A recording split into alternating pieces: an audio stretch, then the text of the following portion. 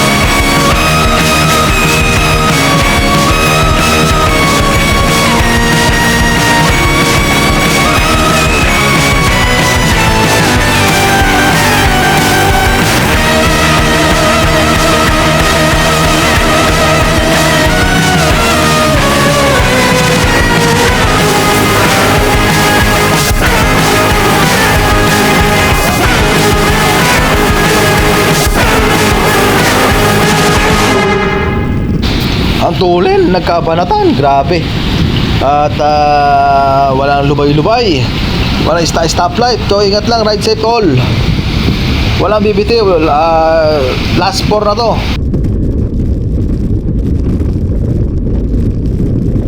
Anyway, shoutout to sa lahat ng mga nasa abroad dyan at patuloy nanonood dito kay Rodel.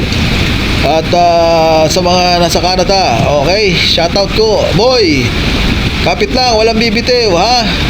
Kalaban mo si Yuri. Okay? Kayo ang mga kabataan ng 30 below. Kami naman ang mga 40 above. Ayan. Trangkista na ang mga bata. Si Jerry. Yan, si Jerry. So, shoutout sa lahat. Malapit nang matapos. Last 4 na ito. Kapit! And then shoutout din kay ang masugid kong komentador kay Joseph Pangilinan. Share mo naman ang aking mga vlog race sports. Sana makasama ka sa ensayo de carrera na ito. Joseph Pangilinan, shout out.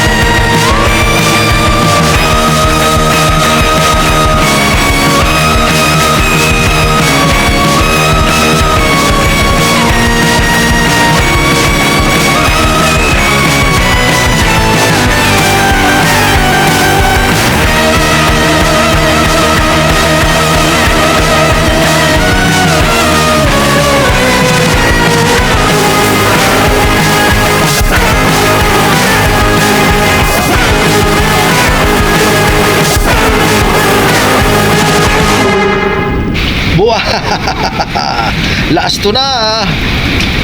Kompleto pa rin, wala pa rin bumibitaw. Meron boy shortcut si Juan. Sino to? Nakalimutan ko na. Si Moski, boy shortcut. In the meantime, lahat naman kompleto na. Lahat sapal-sapal, sapak-sapak. Eto na, malapit na. Last 2 na to. Pagbalik nito, last 1 na. And then rematehan na the final lap. So kapit lang, walang bibitiw. Tingnan natin kung sinong mag-goal ngayong araw na Miyerkules. Yes! Last tayo after stoplight, ha? Walang bibira.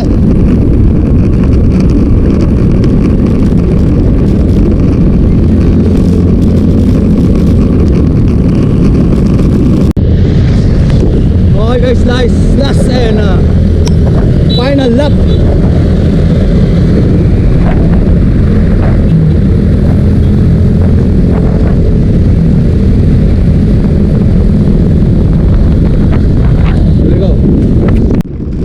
Okay, final lap na ito. Pag lagpas ng stoplight, bira na. After ng salita ko na ready, get, set, go. Gawin na yan. Babantayan natin ito si Joseph. Ito ang laging nananalo sa 40 above eh. So dito lang tayo sa likod. Tingnan natin para makita natin kung paano magbakbakan at sino mag-i-start ng angatan na ito. So tara, ito na, malapit na. Ready? Get, set, go!